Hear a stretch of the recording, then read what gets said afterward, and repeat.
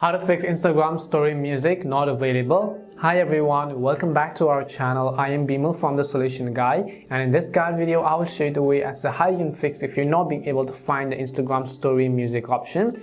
But before we get started with the video, if you are new to our channel, then make sure to leave a like and hit the subscribe button. Without any further ado or delay, let us get started with today's video.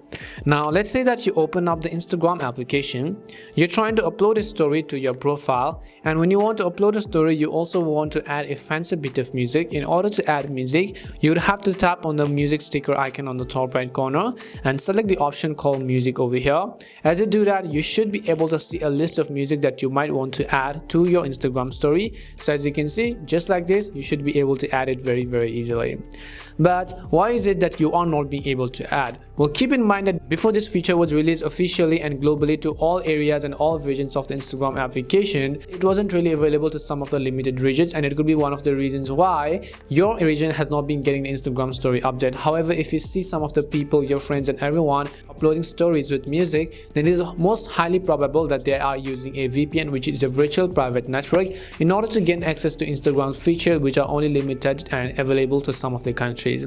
So you can do that by going to your app store as well. You can download any of the VPN services that you really like. All of them is completely free. You also have the paid option if you want to get rid of the ads, but most likely the free version will also get the job done. You can connect to it and find out the Instagram music story option.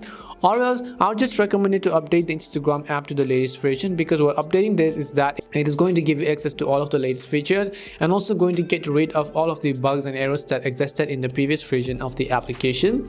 Last but not the least, you could also just go ahead and then try to clear the data and then see if that fixes the issue. So go to settings, go to apps, and then simply search for the Instagram application over here.